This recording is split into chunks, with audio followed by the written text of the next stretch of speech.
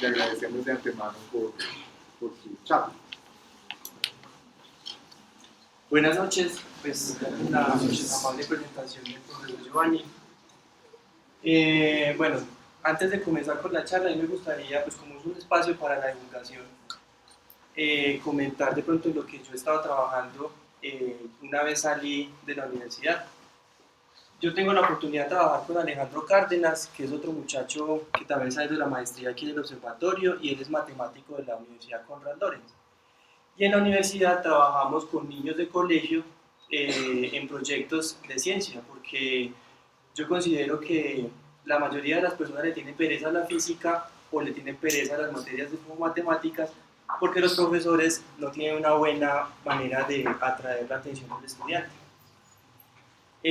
Una experiencia que yo he tenido, que me parece una experiencia muy bonita con los niños de colegio que son de noveno, décimo y 11, es que estos muchachos se han interesado demasiado en los temas de ciencia. Por ejemplo, con Alejandro hemos trabajado en un semillero de talentos, que son niños que se seleccionan de todos los colegios públicos o privados de la ciudad de Bogotá para trabajar en proyectos de ciencia. Uno de esos proyectos, el más interesante que se está llevando a cabo, es en radioastronomía. La NASA tiene un proyecto educativo en el que han diseñado una antena para recibir ondas de radio, y es un kit que tiene un valor, no recuerdo en este momento cuánto es, pero es un kit, es muy pedagógico. Entonces todos los niños, uno se aterra al ver cómo estos niños se interesan tanto, porque estos niños han construido esos radiotelescopios con la guía que da la NASA. Entonces ver que los niños se queman con el cautín o que conectan la resistencia, pues es algo que, pues que de alguna cosa uno parece como divertido. Pero entonces son proyectos muy interesantes. Y uno de los proyectos, que es una niña que se llama Ana María, que ella sí lo hizo por autoría propia, es trabajar en neurociencia. Ella armó un circuito también que pues compró en una página de internet, que toma voltajes, por ejemplo, el movimiento muscular de las lombrices. Entonces ella armó, o sea, se tomó el tiempo de armar, tanto así que va perdiendo materias de filosofía, armar el circuito para poder tomar con un programa de computador datos, por ejemplo, de cómo son los picos de voltaje cuando la lombriz está bajo sedación, por ejemplo, con alcohol, o cuando está con nicotina. Y es una investigación que ella misma ha hecho por iniciativa propia. Entonces me parece que eso es bien importante, sobre todo en una sociedad como la colombiana, tratar de llevar a los estudiantes de colegios. Si ustedes están interesados, pueden averiguar en la página de internet o comunicarse directamente con Alejandro Cárdenas, para que si ustedes tienen niños que están interesados en sobrinos o hijos, puedan acceder a esa posibilidad. Es una posibilidad muy interesante. ¿Sí? Bueno, todos me escuchan. ¿Sí? La idea de la charla de hoy es, como bien lo dijo Giovanni, es tratar como de explicar, no explicar, sino mostrar uno de los fenómenos que viene como consecuencia de la relatividad general, y es el fenómeno de la lente gravitacional. Muchos de nosotros trabajamos o hemos visto en el colegio óptica. Por ejemplo, hacíamos experimentos con la luz, mirábamos cómo se reflejaba, por ejemplo, el láser en un espejo. Entonces uno veía propiedades como refracción, reflexión, en clases de física del colegio. Entonces la pregunta es, como la luz es lo que más abunda en el espacio, porque lo que más hay son estrellas, y las estrellas emiten radiación, y como una nueva interpretación del concepto de espacio y de tiempo bajo Einstein, entonces la idea es como tratar de mirar si esas mismas propiedades que uno ve, por ejemplo, cuando se refracta la luz en el agua o se refleja en un espejo, de alguna manera ocurren a escalas como el universo. ¿Sí? Por eso el nombre de lente gravitacional, que ya más adelante vamos a ver en qué consiste eso. Bueno, la luz ha sido un tema que ha sido tratado por muchas personas a lo largo de toda la historia de la humanidad. Aquí, por ejemplo, vemos una lente que tiene como 2000 años de antigüedad. Los griegos fueron una civilización que trabajaron ampliamente en los fenómenos de la luz. Ellos pensaban, por ejemplo, que los ojos tenían como una llamada carga. Entonces esa carga nos daba la posibilidad a nosotros de observar. Entonces ellos pensaban que del ojo salía un rayo, como un rayo, golpeaba el objeto, tomaba información de la forma y después se devolvía. Pero cuando llegaba la noche, esa habilidad o esa carga que llamaban los griegos, como que se bajaba un poquitico, como la carga de la batería de un celular. Entonces por eso cuando uno duerme, que cerraba los ojos, entonces en ese periodo nocturno, pues los ojos se volvían a recargar para el otro día poder volver a ver.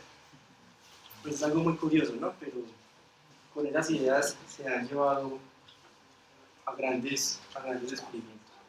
Entonces aquí, por ejemplo, vemos un egipcio reflejando la luz para poder ver un dibujo de la civilización egipcia. Entonces, la luz ha sido un tema que ha sido tratado por mucho tiempo. Lo que yo quiero con esta charla es tratar de responder tres cosas. ¿Será posible que las estrellas lejanas se vean afectadas por la gravedad presente en el universo? Esta es una pregunta que es muy interesante porque el concepto de gravedad modifica, desde el punto de vista de Einstein, modifica un poco el concepto de lo que va a ser el espacio y el tiempo. Y como consecuencia de esa modificación en el concepto de espacio y tiempo es que surge el concepto de deflexión de la luz. Pero ya vamos a ver eso más adelante. La otra es la posibilidad de asociar propiedades ópticas al espacio que rodea una masa como el Sol. ¿Sí? Si existen, por ejemplo, propiedades ópticas cuando yo tengo, por ejemplo, una masa tan grande como la del Sol, o incluso muchísimo más grande como la de un agujero negro. ¿Qué le pasa a la luz cuando viaja cerca a esas distribuciones de masa? ¿Sí? ¿O qué le pasa al espacio-tiempo cuando hay una distribución de ese tipo como un agujero negro o como una masa tan grande como el Sol? Y la otra, como consecuencia de todo lo anterior, es mirar y tratar de observar esa pregunta: ¿es el universo una lente? Nos permite toda la propiedad, toda la masa que está contenida en el espacio, nos permite hacer observaciones y poder observar objetos a través de esa propiedad, como es la lente gravitacional. Entonces, coloqué la imagen de Einstein y de Newton, pero debería colocar a muchísimas más personas, sino que no alcanza pues la... Hay dos personajes que la mayoría de las personas conocen, que han sido como famosos, no solo por su contribución a la humanidad, sino la repercusión que han tenido todos sus trabajos, y cómo partieron la física en dos, apenas ellos publicaron sus trabajos. Entonces, hay dos maneras de ver la luz, una manera antigua como la que es la de corpúsculos de luz, que de alguna manera se sigue teniendo porque la luz ahorita se considera un fotón o una onda. Y la otra es una muchísimo más elaborada, muchísimo más abstracta, que es el concepto de energía, que es debido a Einstein. Entonces, para comenzar nuestro viaje a través de todo este concepto, vamos a primero hablar de lo que es la gravitación universal. El primer personaje que trató de explicar la caída de los cuerpos fue Galileo, pero el que matematizó todo eso a través de geometría y de cálculos más concretos que permiten hacer predicciones ya es Sir Isaac Newton. Entonces, él con tres leyes publicadas en un libro que ha sido considerado pues, de las publicaciones más importantes de toda la historia, que es la filosofía natural, los principios matemáticos de la filosofía natural, donde Newton explica todos los fenómenos gravitacionales y lo hace a través de geometría. ¿Sí? Entonces él con tres leyes del movimiento trató de explicar todos los fenómenos que existen en la naturaleza. En el colegio uno ve, por ejemplo, el plano inclinado, el movimiento circular, y todos esos movimientos, todos esos fenómenos tienen una explicación en base a las tres leyes del movimiento. ¿Sí? La primera ley es de alguna manera que nos dice la existencia de un sistema de referencia inercial. ¿Por qué los sistemas de referencia inercial son privilegiados con respecto a otros? En la mecánica de Newton. ¿Sí? La segunda ley que es la que usualmente todos conocemos como la fuerza igual a la masa por la aceleración. Y la tercera ley, que toda acción siempre hay una reacción. ¿Sí? Entonces, con estas tres leyes de Newton, se ha ampliado la posibilidad de explicar muchos movimientos, no solo la caída de los cuerpos, sino también el movimiento de la Tierra alrededor del Sol, ¿sí? No solo el movimiento del péndulo. Muchos movimientos son explicados a través de las tres leyes de Newton. Incluso, como consecuencia de las leyes de Newton, el personaje, solamente voy a decir el primer nombre, que es Johann, porque no sé cómo se pronuncia. Como consecuencia de esa mecánica newtoniana, él pensaba, por ejemplo, que si había un cuerpo muy pesado, ¿qué le pasaría, por ejemplo, a una masa o la luz que viene de una estrella? Entonces, como consecuencia de esa mecánica newtoniana, de todas las tres leyes de Newton, él pudo predecir que cuando la luz pasa a través de una masa muy pesada, como el Sol, por ejemplo, la luz se va a ver deflectada. Él hizo el cálculo y él obtuvo un ángulo de 0.84 segundos. ¿Sí? Entonces, miren que esto fue en 1801. ¿Sí? Y esa idea quedó como estancada ahí, porque simplemente es un cálculo que, como consecuencia de la teoría de Newton, ¿sí? Aplicando las tres leyes de Newton a la gravitación universal. Entonces, él con ese cálculo mostró que de pronto, con una masa muy pesada como la del Sol, podría suceder que una estrella que su posición real es esta, ¿sí? Una persona en la Tierra la observara en una posición aparente, ¿sí? Como una imagen. Entonces la persona que está en la Tierra pensaría que la estrella está en esta posición cuando realmente está en esta, ¿sí? Y todo como consecuencia de la deflexión de la luz, ¿sí? Ese fue el primer cálculo que se consideró, pero como les digo, eso quedó estancado, guardado por allá, hasta que más adelante llegó Einstein. Incluso Laplace, en un libro que publicó, también hablaba de la posibilidad de que la luz quedara atrapada, que no saliera. O sea, llegara una luz como un fotón o una partícula o el corpúsculo de Newton y quedara atrapado en ese campo gravitacional. ¿Sí? Y ya vamos a ver que eso puede pasar. Ya con la relatividad general de Einstein, ha surgido una nueva concepción de lo que es el espacio y el tiempo. Hay una frase muy famosa que es: el espacio le dice, la materia le dice al espacio cómo curvarse y el espacio le dice a la materia cómo moverse. Es quizá una frase que puede explicar de la mejor manera qué es la relatividad general. ¿Sí? Entonces, con la relatividad general nace una nueva interpretación de lo que va a ser el espacio y el tiempo. Entonces, en Newton el tiempo era absoluto, en cambio en Einstein no. Cada sistema de referencia tiene un tiempo propio, y para mirar cómo es el tiempo de un sistema de referencia con respecto al mío, hay ciertas transformaciones. ¿Sí? Entonces, bueno, esa frase que les dije es como consecuencia de la teoría de la relatividad general. ¿Sí? Esa teoría fue publicada en 1916. ¿Sí? Y las primeras versiones, pues, él se encontraba con problemas porque todo teórico, siempre cuando está trabajando en algo nuevo, siempre encuentra algún tropiezo. Y eso es lo que hace un trabajo tan arduo en teoría. La gente piensa que un teórico es iluminado por Dios, pero la verdad es que ellos trabajan demasiado duro para poder obtener los cálculos. De hecho, Einstein, después de publicar su teoría, él estuvo mucho tiempo enfermo porque tuvo problemas gástricos por tantas trasnochadas, y él, como muchas personas que trabajan en esto, duraba días enteros trabajando, horas enteras trabajando, y no salía de un sitio hasta que no tuviera cálculos. ¿Sí?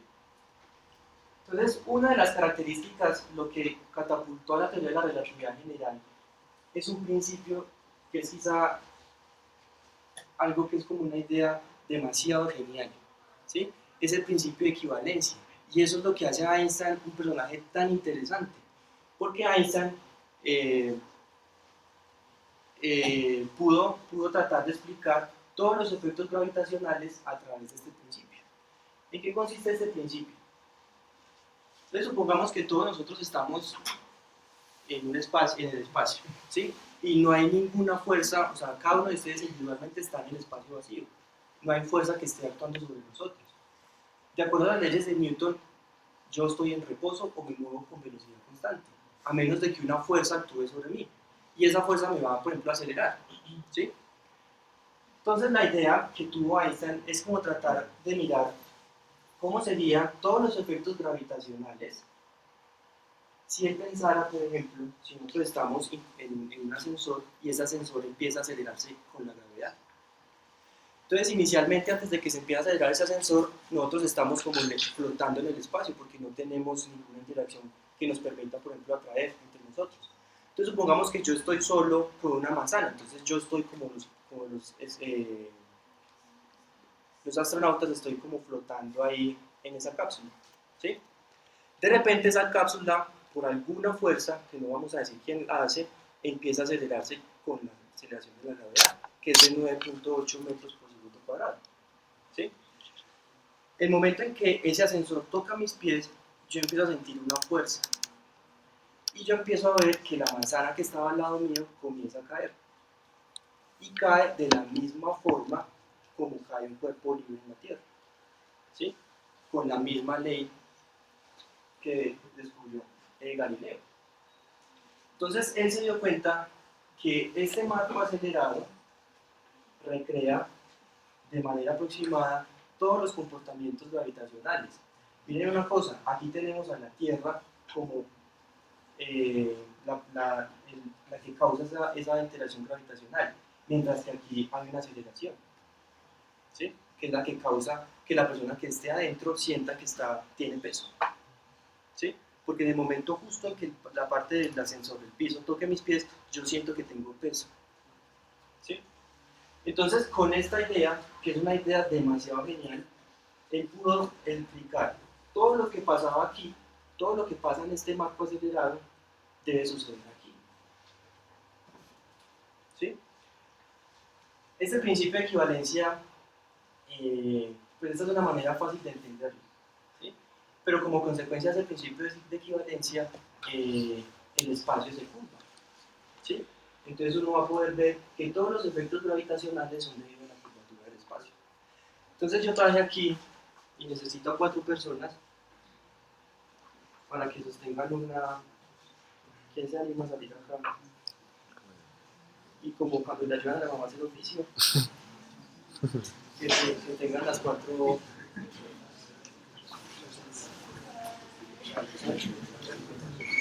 ¿Cuántas de tus hermanos? Estas de tus hermanos. Entonces, ¿qué pasa, muchachos?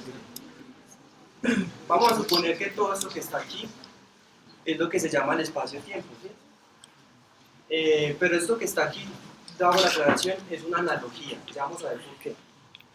Entonces, inicialmente, pues aquí no tenemos nada, esto está totalmente plano, ¿sí? Pero cuando yo coloco algo acá, pues eso se va a curvar, pero depende de la masa que tenga eso, se va a curvar de cierta manera, ¿sí?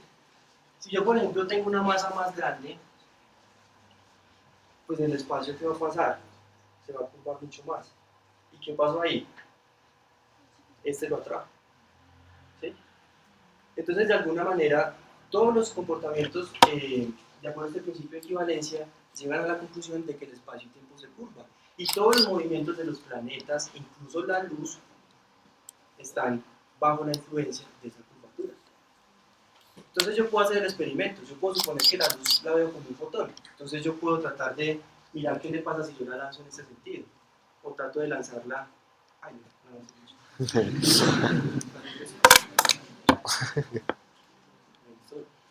me ocurrió justo ahorita, entonces lo practiqué.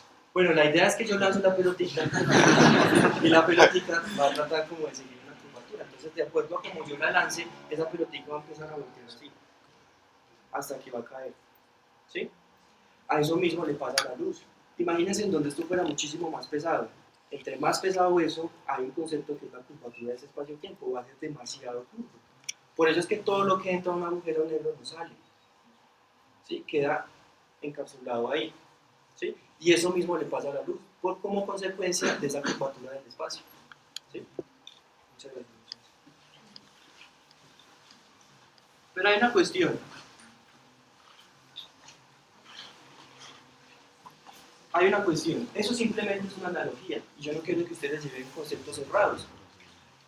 Esa tela que está ahí, que yo les mostré, esa tela, esa sábana, hace las veces como si fuera el espacio-tiempo.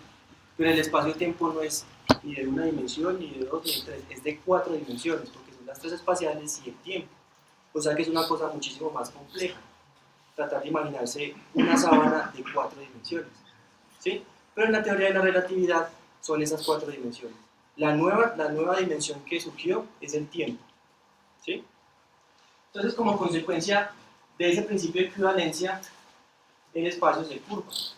Y la mejor manera de entenderlo es con esa analogía, pero siempre y cuando teniendo en cuenta que esa sábana es una sábana de 4 dimensiones y no de 1, sino que ahí la curvatura de la sábana trae como consecuencia el movimiento. ¿Sí? Y aquí, de igual manera, pero ya en 4 dimensiones, las cosas se van a mover, incluso la luz se va a mover. Entonces, yo tuve la oportunidad de leer ese artículo de 1911 de Einstein. Y hay una cosa que a mí me pareció demasiado, muy importante. Y es que Einstein, y yo lo he mirado a través de los artículos que he leído de él, o las notas que he leído de él, hay un libro donde él explica de una manera muy entendible la relatividad, tanto la especial como la general. Y él tiene esa característica, ¿sí? Él tiene una manera de explicar las cosas en cuanto a la relatividad general de una manera haciendo experimentos mentales, ¿sí? Y con experimentos mentales, él construyó toda esa teoría y todo ese principio de equivalencia que les mencioné. Y miren las consecuencias teóricas que todo eso trajo. Entonces, ¿por qué se curva la luz? Entonces, si nosotros estamos en el mismo cohete, ¿sí? Entonces, yo estoy apuntando con un láser, digamos un láser. Entonces, yo empiezo a acelerar el cohete, ¿sí? Miren que si yo estoy en la Tierra, pues si yo estoy mirando, el láser siempre va a estar apuntando en línea recta. Pero miren que dentro del cohete va a apuntar aquí, después más abajo, después más abajo, después más abajo, y como consecuencia eso se va a curvar. Eso fue un análisis que hizo Einstein mentalmente. Dijo, ¿qué pasa si yo tengo un haz de luz y trato de mirar qué pasa en esa cápsula en la que yo voy inmerso? ¿Sí? Como el principio de equivalencia nos dice que es lo mismo tener un sistema acelerado que un campo gravitacional, entonces si aquí la luz se curva, cuando la luz pase, por ejemplo, una masa como la del Sol o un agujero negro, la luz también se debe curvar. Miren que todo eso fue teorizado simplemente con experimentos mentales, claro que también con matemáticas, ¿no?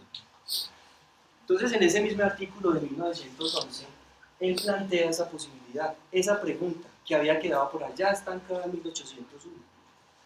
¿Sí? En ese artículo él dice, la luz, como consecuencia de un campo gravitacional como el Sol, se puede deflectar. Y él en ese artículo plantea la posibilidad de que sería muy interesante de que los astrónomos de la época pudieran medir ese ángulo de deflexión. Él hizo los cálculos y le dio un valor, ¿sí? Entonces comienza toda una expedición o como todo un esfuerzo para poder demostrar esa predicción que hace la relatividad general. Recuerden que para que algo tenga mucha base y sea una teoría, tiene que describir los experimentos. Entonces el experimento más viable es mirar si la luz se deflecta, ¿sí? Y hacerlo con el sol que nosotros tenemos. Entonces empieza un esfuerzo por tratar de mirar ese ángulo de deflexión. Entonces este personaje que está aquí, Elvin, habla con Einstein porque Einstein estaba tratando de buscar una persona, un astrónomo que pudiera hacer eso, pero como Einstein en esa época pues no era era conocido, pero esa teoría la gente no la compraba muy bien. Entonces él trataba como de hablar con los astrónomos más importantes, pero ninguno de ellos le interesaba demostrar eso. Pero este joven que está acá, él sí se interesó y trató de alguna manera de hablar con Einstein, se encontraron para planear un experimento, el experimento de observar la deflexión de la luz. Cuando él se fue a Rusia, desafortunadamente para él y afortunadamente para Einstein, estalló la Primera Guerra Mundial. ¿Sí? Entonces ellos estaban en Rusia y como ellos estaban empezaron empezó la guerra, la Primera Guerra Mundial, todo el equipo de ellos los detuvieron y les confiscaron todos los telescopios con los que ellos iban a hacer la observación. Entonces Einstein vio frustrada esa posibilidad de demostrar su teoría, ¿sí? Pero afortunadamente para Einstein sucedió esto por cosas del destino, porque cuando él revisó los cálculos, él encontró un error, ¿sí? El cálculo, cuando lo hizo nuevamente, le daba 2 veces el cálculo que tenía anteriormente, y era porque él no había considerado la parte temporal de esa reflexión, ¿sí? Entonces, afortunadamente para Einstein, eso no sucedió, y afortunadamente para la relatividad general no se pudo hacer esa observación, porque si hubiese pasado algo así, los datos no concuerdan, entonces la teoría hubiese sido desechada, ¿sí? Entonces, por ese lado tuvimos suerte. Entonces, en busca de más posibilidades, ya el 29 de mayo de 1919, un físico británico, Arthur Eddington, se dio a la tarea de realizar ese experimento. Y él pudo de alguna manera ver esa reflexión de la luz. Aquí vemos, por ejemplo, eso que está acá es el Sol, y aquí vemos las estrellas. Entonces, ¿cómo hicieron esto? Si nosotros queremos ver cómo se deflecta la luz de una estrella cuando pasa al lado del Sol, pues tenemos que quitar esa luz tan grande que es el Sol. Pero el Sol no lo podemos tapar con el dedo. Entonces, tuvieron que esperar hasta un eclipse de luna para poder hacer ese experimento. Entonces, cuando la luna se interpone entre el Sol y la Tierra, tapa la mayor parte del Sol. Entonces, cuando tapa la mayor parte del Sol, se pueden ver las estrellas que están por detrás del Sol, ¿sí? Y como consecuencia, entonces pueden tomar esos datos. Aquí, por ejemplo, se ve la superposición de antes y el después, ¿sí? Entonces, miren que, por ejemplo, esta es la misma estrella, el antes y el después. Miren que todos están como a pares, ¿sí? Lo que muestra que la posición cambia, ¿sí? Entonces, Sir Arthur Eddington pudo demostrar que la teoría de la relatividad general de Einstein es correcta, porque pudo, con un hecho experimental, mostrar los cálculos que le dio Einstein. Entonces, con esto, Einstein se volvió la persona más famosa del mundo, ¿sí? Tanto que él estuvo al lado de Charlie Chaplin, muchos personajes pues, de la época famosos que tenían un grado pues, de admiración por él, ¿sí? Aquí vemos una, me pareció muy curiosa, esta es una carta de una niña que le dice que se veía más guapo si se cortaba el cabello.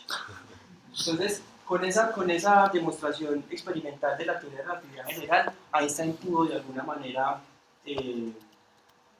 explicar su teoría y se catapultó en la fama.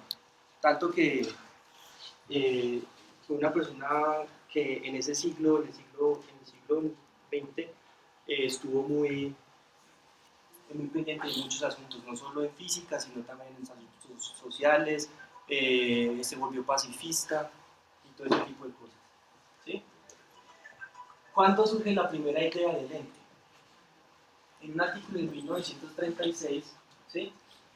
Él explora la posibilidad, cuando en esa época ya se conocía que el universo estaba formado por galaxias, porque Edwin Hubble pues, fue un astrónomo muy importante en la época. Entonces ya la posibilidad de que todos eran galaxias que tenían pues masas muy grandes, entonces la luz que viaja a través de todo el espacio puede de alguna manera curvarse, porque si la teoría de Einstein es correcta, entonces la luz se puede deflectar, y se puede deflectar de maneras tan sorprendentes que pueden generar lo que se conoce como lentes gravitacionales. Y eso es real, y ya vamos a ver más adelante imágenes de eso. Entonces, la pregunta que yo quería era, segunda, era tratar si uno podía encontrar propiedades de la óptica que se puedan aplicar en la relatividad general. Entonces uno en la óptica puede ver la refracción, la reflexión, pero ¿qué hay en la relatividad general? Si también la luz está viajando en el espacio, ¿qué pasa con la luz? También habrá un índice de refracción, habrán propiedades similares a la óptica. Entonces, por ejemplo, acá nosotros vemos aquí la ley de cuando uno tiene, por ejemplo, dos medios, entonces un rayo de luz incide y entonces una parte se refracta y cambia de otro ángulo, ¿sí? De alguna manera, pues eso pasa pasa con la luz que viaja a través de todo el espacio, pero eso ya es debido a la gravedad. Entonces, de alguna manera, todo esto son propiedades del medio. ¿Será que uno le puede asociar un índice de refracción al espacio, tiempo? Pues ocurre que sí, hay un índice de refracción que uno puede definir en cuanto al campo gravitacional. Entonces, esto es como un índice de refracción para ese medio, entre comillas, que es el espacio-tiempo. ¿Sí? Aquí este es el campo gravitacional y esto es el índice de refracción asociado al espacio-tiempo. Entonces, miren que hay propiedades geométricas que se pueden tener. ¿Sí? Por ejemplo, cuando uno ve un pez en el agua, no lo ve en la posición que es, uno simplemente lo ve en una posición distinta. Uno lo ve más arriba del usual, mientras que está más profundo. ¿Sí? Aquí pasa lo mismo. ¿Sí? Aquí pasa lo mismo. Tanto así que pueden haber muchas imágenes de una misma estrella. Entonces, aquí está como el lente. Ese lente pues no el lente como tal, es el que genera esa perturbación en el espacio que curva el espacio-tiempo, ¿sí? Que nos va a permitir detectar la luz. Entonces miren que uno puede tener la posición de una estrella por acá y como esa luz viaja a través de todo el espacio, pues cuando se encuentra con galaxias que son tan masivas, puede de alguna manera curvarlas. Incluso uno puede ver 2, 3, 4 imágenes o infinitas imágenes, de acuerdo a cómo estén posicionados, qué tan alineados estén el observador, la lente y la fuente. ¿Sí? Entonces miren que todas esas propiedades ópticas de alguna manera se observan. Entonces miren, por ejemplo, esta sección que está acá es esta misma. Entonces, por ejemplo, uno ve aquí una galaxia. Si yo empiezo a mover esta galaxia, pues uno va a empezar a ver que esta se aleja o las imágenes se acercan, de acuerdo a cómo va por acá, todo como si fuera un lente. ¿Sí? Y de acuerdo a que si yo tengo un punto en que voy acercándome hacia donde está la masa, que es como la lente, va a empezar a un punto en que se van a generar infinitas imágenes, que es lo que se conoce como un anillo de Einstein. ¿Sí? Entonces, todo eso está teorizado, todo eso lo trató como de entrever, porque Einstein era una persona que tenía un olfato pues, sustraer cosas de ecuaciones. Entonces, todo eso que está en ecuaciones, porque para eso hay ecuaciones, eso es real, todo eso existe y se ha observado. Aquí, por ejemplo, tenemos por ejemplo, imágenes. Aquí uno puede ver una imagen y puede ver como si fueran dos fuentes distintas. Pero esto es la imagen de una misma fuente. Si uno quiere la está viendo dos veces. Ustedes se preguntarán, bueno, ¿y cómo sabe? Yo cómo sé que eso no son dos estrellas, sino que es la imagen de una sola. Son dos imágenes de una sola. Pues lógicamente pues hay un proceso que sí, hay muchas similitudes en el espectro, que la intensidad también es parecida, entonces todo es un proceso de alguna manera para descartar que no fueran iguales, que no fueran distintas esas imágenes. Pero con todo ese proceso se tuvo la certeza de que eran imágenes de una misma estrella. ¿Sí? Entonces, por ejemplo, aquí vemos, miren, de acuerdo a cómo esté la distribución de masa, que es la lente, toda la masa que pasa a través del espacio-tiempo, cómo esté distribuida, pues va a generar ciertos tipos de lentes. Entonces, por ejemplo, aquí vemos 1, 2, 3, 4, 5 imágenes. ¿Sí? Aquí vemos una imagen, aquí otra, y por aquí ya vamos a ver esta más grande como esbozos de un lente. ¿Sí? Y todos esos son fotos reales. ¿Sí? Aquí, por ejemplo, esto es como una galaxia, y esta imagen que está acá es esta misma. ¿Sí? Aquí se ven que son como 4 o 5 imágenes. ¿Sí?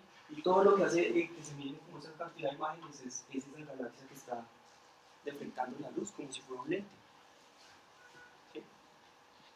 Esta aquí es la que les quería mostrar. Miren acá, ustedes pueden ver infinitas imágenes. ¿Sí? Eso es cuando ya el observador está como muy alineado con la fuente.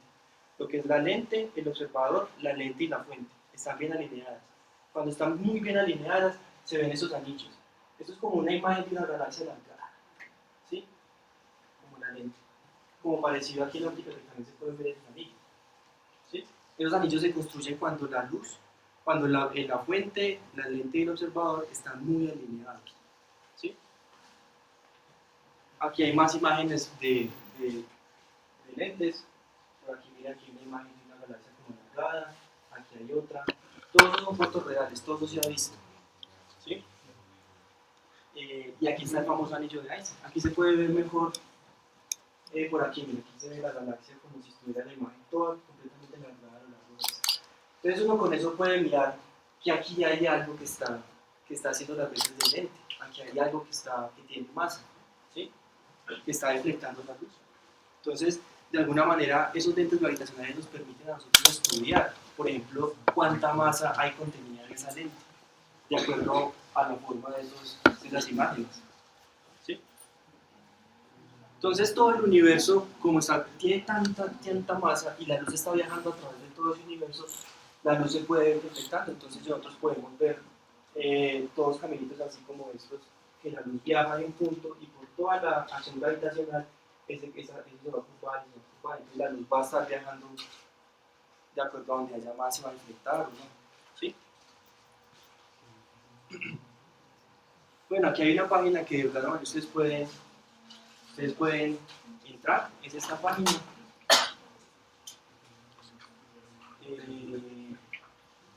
Y aquí ustedes pueden ayudar a la comunidad científica a buscar lentes gravitacionales.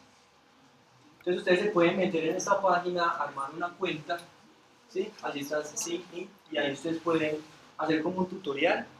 Entonces ustedes les hacen ejemplos de cómo son las imágenes, entonces les pasan ciertas imágenes y ustedes tienen que mirarlas y mirar si hay una lente por ahí. Una vez ustedes hagan todo ese tutorial, pues ya pueden entrar a las imágenes que están en base de datos y mirar dónde hay lentes y decir, yo que sospecho, mandar un correo, yo sospecho que hay una lente. Entonces mandar correos y volverse de alguna manera astrónomos ayudando a un observatorio en particular para poder descubrir lentes. Entonces los que quieran, pues al final pueden tomar punto de la página, ahí está arribita, y hacer parte de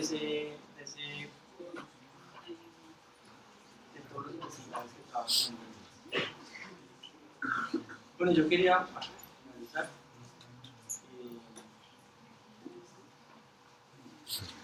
Bueno, ahí está. Pero antes de terminar, yo quería mostrar un trabajo, pues el trabajo de grado que yo hice. ¿Sí? Entonces, todo eso que está acá en la exposición es basado. Entonces, todo lo que está aquí en la exposición es basado en el límite de campo fuerte. Entonces, les voy a explicar en qué consiste más o menos el trabajo mío. Hay un método para calcular el ángulo de flexión. ¿Qué pasa? Yo tengo una masa como el Sol, ¿cierto? Entonces la luz va a pasar, entonces la luz se va a deflectar. Entonces cuando la luz se va a deflectar, pues entonces va a pasar por acá, sigue su camino y se deflecta. ¿Sí? Dependiendo de cómo un parámetro en lo que yo lo pueda lanzar, si yo lo lanzo muy cerquita, entonces va a llegar un momento en que el fotón va a quedar, da ciertas vueltas y esto sale. ¿Sí? Hay un caso límite en el que yo mando un fotón y este pasa y se queda atrapado, dando vueltas alrededor de esa distribución de masa. Cuando eso pasa, se forma lo que se llama una esfera de fotones, que es como una esfera de luz, pero que nosotros no podemos ver, porque no nos llega la luz quedó atrapada dando vueltas ahí. ¿Sí? Entonces, lo que está en la exposición es lo que se llama el límite de campo débil. Todo se puede aproximar y uno puede ver y eso funciona muy bien. Pero hay otra manera de hacer de cálculos más precisos con la intención de estudiar, por ejemplo, el comportamiento de la luz en agujeros negros y poder con eso mirar qué diferencias hay con unos de otros. ¿Sí? Entonces, lo que yo hice fue usar un método, que el método consistía en aproximar ese ángulo de flexión muy cerca a esa esfera de fotones y calcular, por ejemplo, el ángulo de flexión para ciertos parámetros. ¿Sí? Entonces, esto fue el trabajo de grado que lo hice con el profesor Don Alexis Larrañaga, él fue mi director de tesis. Y ahorita, pues, esta semana yo terminé de escribir pues, un paper que quiero mandar a la revista con el compañero mío Alejandro Cárdenas para mandarlo a publicar. Entonces, lo que nosotros vimos con mi trabajo es la posibilidad de comparar dos marcos. ¿Sí? No sé si ustedes conocen la teoría de fuerzas. sea, o han escuchado hablar de la teoría de cuerdas. ¿Sí? Ocurre que hay dos marcos, uno que es el marco de Einstein y el otro que es el marco de la teoría de cuerdas. Y yo puedo relacionar esos dos marcos a través de una transformación. ¿Sí? Se supone que esos dos marcos son iguales, o sea, lo que yo haga en este marco tiene que ser igual al otro. ¿Sí? Pero hay un artículo de unas personas que dicen que eso es cierto, pero cuando las funciones son suaves, o sea, cuando no divergen, de alguna manera. Entonces lo que se trató de ver con ese método es ver la posibilidad de comparar esos marcos. ¿Sí? Y lo que nosotros hicimos en este artículo, perdón, es graficar ese ángulo de flexión y compararlo con otro.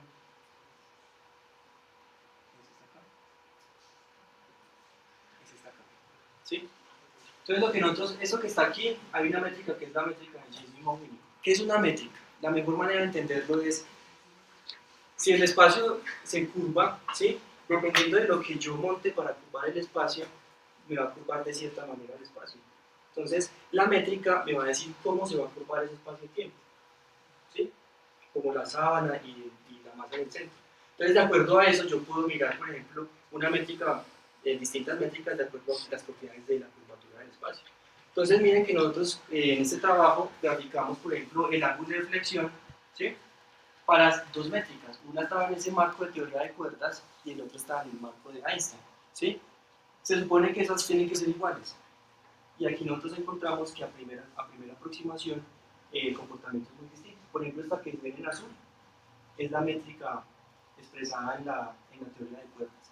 Y esta que está aquí es la de James-Young, que es otra métrica. Entonces miren que el comportamiento es totalmente distinto, por lo menos a primera aproximación. Entonces esto es lo último que yo quería mostrarles como para tener una semipropaganda y también pues mostrar que en el observatorio se hacen cosas interesantes y que la comunidad debe estar atenta a lo que se hace acá, ¿sí? A todos los programas que se hacen de divulgación, estas conferencias que son tan importantes, porque hay muchas personas que se interesan por estos temas y que pueden de alguna manera elegir estudiar física, ¿sí? Porque se interesaban en estos temas. Entonces, bueno, con eso quería terminar y pues muchas gracias. Espero haya quedado.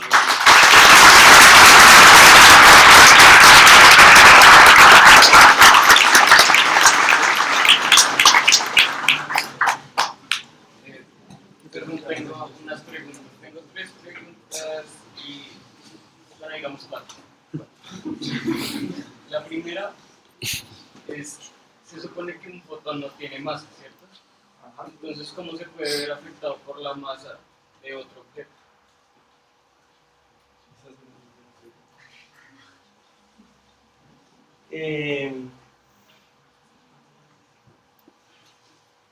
Cuando uno tiene las ecuaciones de Einstein, ¿sí? Y uno tiene la métrica, hay un concepto que se llama geodésica, ¿sí? La geodésica son las curvas en cierta superficie. Por ejemplo, yo tengo aquí un balón, ¿sí? Entonces, por ejemplo, si yo me muevo de esta manera, ¿sí? Eso es una geodésica. Entonces, toda figura que es curva tiene geodésicas, ¿sí? Lo que pasa acá es que en el espacio-tiempo, cuando el espacio se curva y los fotones, a pesar de que no tienen masa, se mueven a través de unas geodésicas.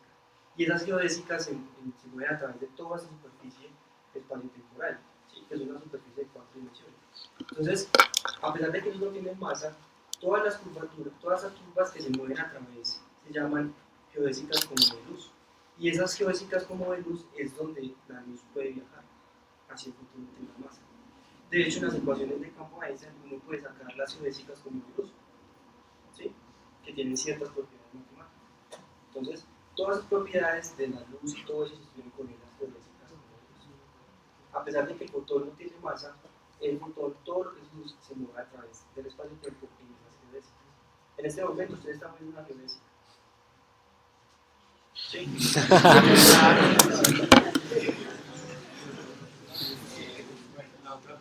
La segunda sería, pues digamos que con la representación de la tela, cuando usted pone esa masa representado infinitamente, pues como sería el espacio, ¿esta tela se estiraría o se contraería? Bueno, es que aquí hay que tener cuidado en eso, ¿no? Porque lo que yo quería explicar con esa tela era las veces como el efecto que hace No, el curvarse. es que O- a eso quiero llegar. Si se estira, o sea, es que no afecta a todo el resto. Si se contrae, quiere decir que todo el resto, o sea, depende de lo lejos que esté, se verá Ah, afectado. bueno, ya lo entiendo. Bueno, miren que si yo, por ejemplo, estoy aquí en la Tierra, entonces yo trato de salir. Entre más me aleje yo de la Tierra, pues el efecto gravitacional no va a ser el mismo.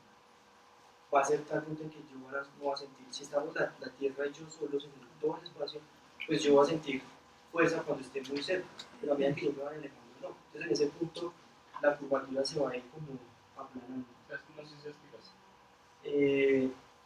Es que ahí es como extraño hablar de estirar el espacio. Y la tercera. Usted cuando decía que llega ahí, ¿cómo decirlo? La representación esta que tenía un rayo de luz y que parecía que se curvase, ¿cierto? Parecía Entonces yo pensé que, digamos, ahí la representación con el cohete, este cohete debería ir más rápido que la luz para que se viera así, no. porque si no, o sea, sería simplemente por, no sé cómo decirlo, por perspectiva, porque sería como, o sea, si va más lento, como la luz es más rápida, simplemente se vería como Ah, si bueno, bajase. pero si usted, por ejemplo, Pero, en ese caso, por eso me da tiempo. El concepto de aceleración, ese principio de equivalencia, que eso esté acelerado, ¿sí? Es que el principio de equivalencia es tratar de asemejar.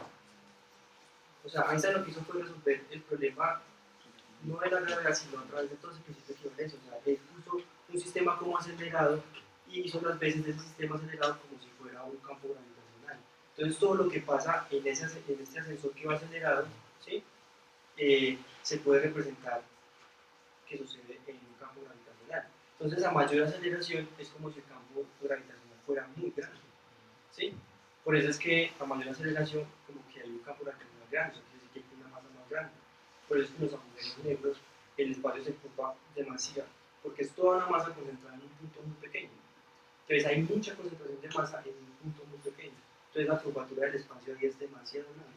Por eso es que la luz que entra no sale. Ya, pues lo que es. y la última es sobre los lentes, que, o sea, usted nos mostraba cuando el lente es más grande que la fuente de luz. ¿Cómo es cuando la luz llega paralela? O sea, cuando la fuente de luz es más grande que la lente. O sea, puede poner las...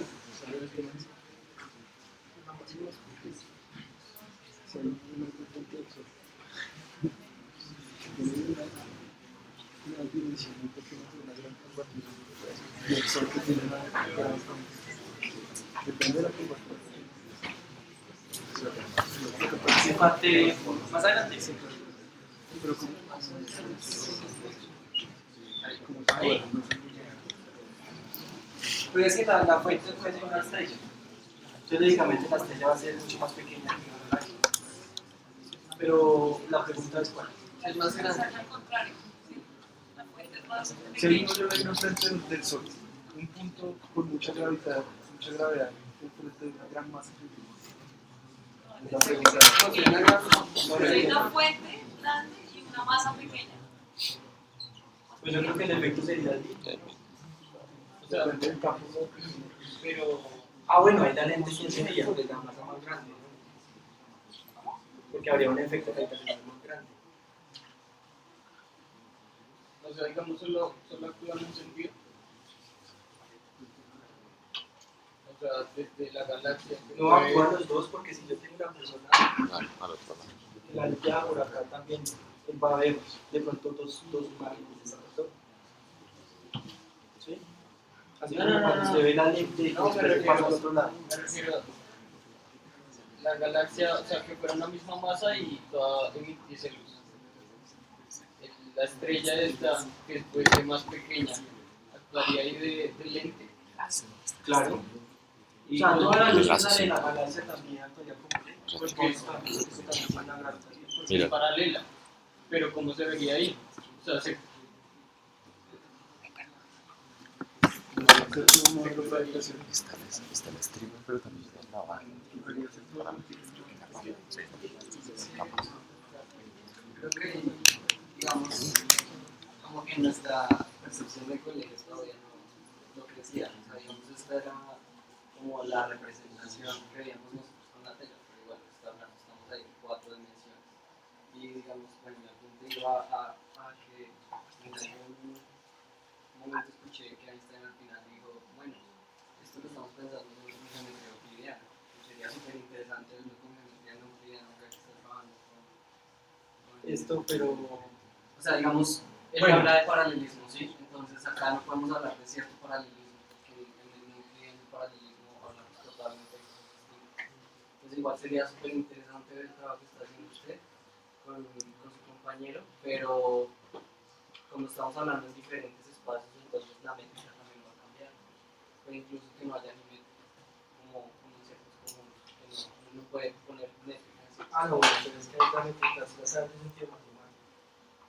Pero de todas formas tenemos que hablarlo como el espacio que estamos percibiendo, ¿no? Si este espacio vamos a trabajarlo con un continuo, porque todas nuestras fórmulas tienen que trabajar con eso, o en qué lo vamos a trabajar, pues es que yo no estoy muy familiarizado con la teoría de Bueno, cuerdas. quizás aquí se puede usar un poco la metodología, ¿no? Porque es un límite de campo débil. ¿Sí? Entonces en ese límite funciona bien. Pero cuando ya es un límite de campo fuerte, entonces ya está. Es que miren que entre más cerca está la esfera de fotones, va a ser mucho más grande la reflexión, hasta el punto que eso se va a volver infinita, porque se va a quedar dando vueltas.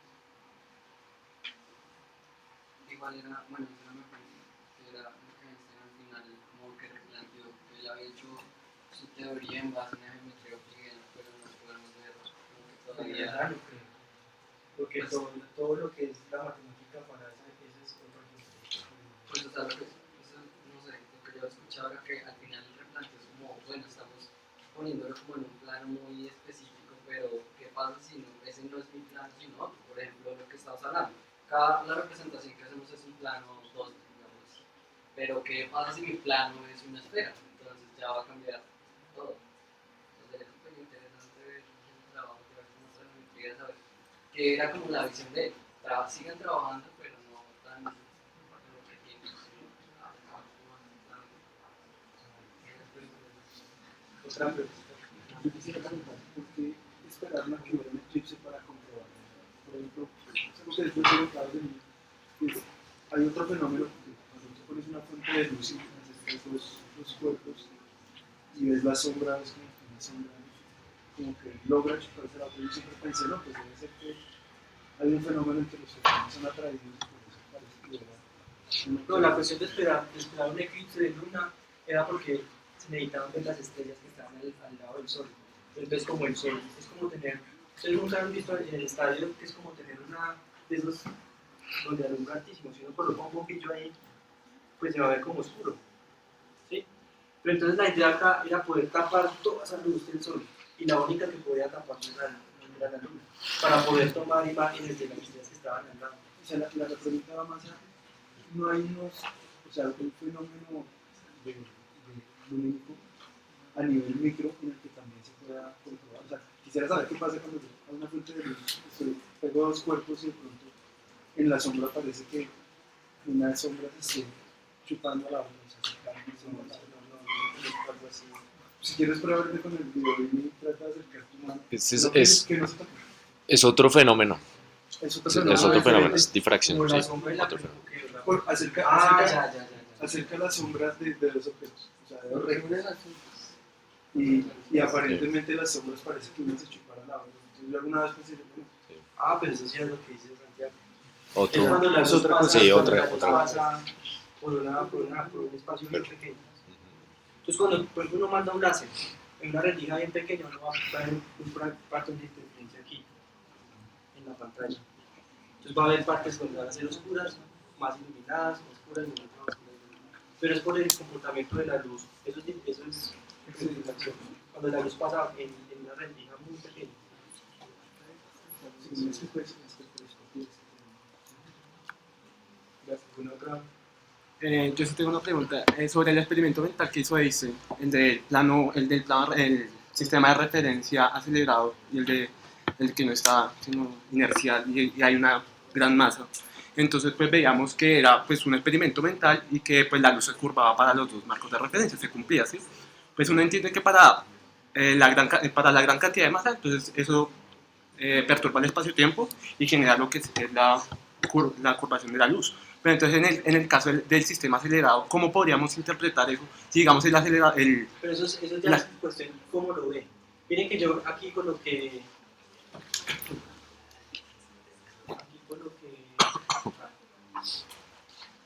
esta imagen que ustedes ven acá es la persona que lo ve desde afuera. Para él siempre va a apuntar en el mismo sitio, ¿sí? Pero el señor que está adentro, él no sabe que se está acelerando, simplemente él que siente. Él siente que está... Es como cuando usted va en un ascensor. ¿Usted ha sentido que cuando sube el ascensor ustedes pesan más? Aquí pasa lo mismo, es por eso. Entonces, el que va dentro del ascensor, él no siente que hubiese una aceleración, sino que él siente es un campo, como si algo que lo atrae. Yo salto y caigo, él siente eso, ¿sí? Entonces la luz también va a sentir eso. Entonces lo que va a ver él dentro de esa capa, dentro del jet que está acelerando, él va a ver que la luz se va a curvar debido a esa aceleración. Por eso es que aquí está la imagen que ve adentro, la luz se curva, ¿sí? Pero es por eso. Pero eso fue un experimento que él hizo que miren las consecuencias que trajo. Sí, claro, sí. Sí, sí, era eso, o sea, eso depende, o sea, del que ve adentro no ve la aceleración, sabe que hay una fuerza que está ejerciendo, sino es el de afuera que ve cómo que se curva eso, es como el marco que están ahí. Y la otra pregunta que yo tenía era como, sí, cuando el haz de luz viaja por alrededor, cerca a un objeto mágico, se curva, sí, y hay un índice de refracción que se está hablando respecto a eso, sí. Sí, es como si fuera una propiedad de esa lente, como ese medio en el que está, como el índice del espacio-tiempo. Pero ese índice de refracción también está relacionado con las velocidades en el vacío y la velocidad en el medio, o es simplemente No, como bien, una no. analogía. No, es como una analogía, O sea, que no, hacen las veces de índice de refracción en esta teoría. o sea, la velocidad no cambia. O sea, cuando ya No, entra pues ahí depende de... la velocidad de la luz, ahí ya no.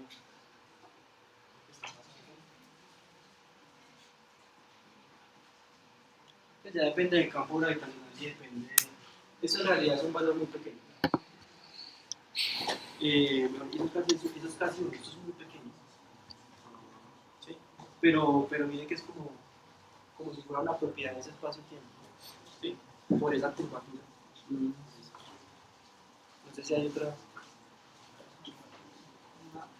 Una pregunta, es que tengo una duda respecto a, bueno, si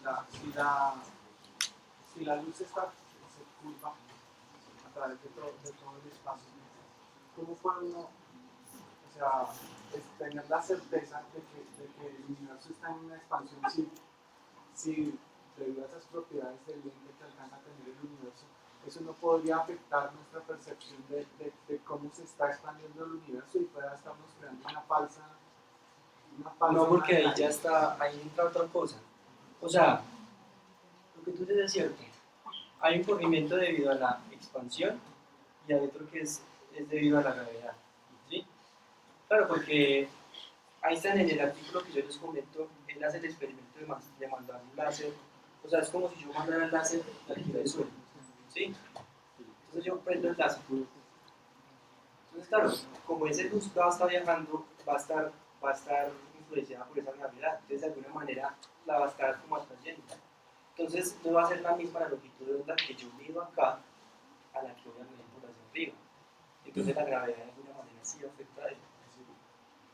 Pero, como diferenciar ese cambio de longitud de onda debido a la expansión, debido a la gravedad, yo no sé cómo la diferencia, la verdad no sé. Pero sí afecta porque ahí habla de un experimento, de hecho eso ya lo hicieron.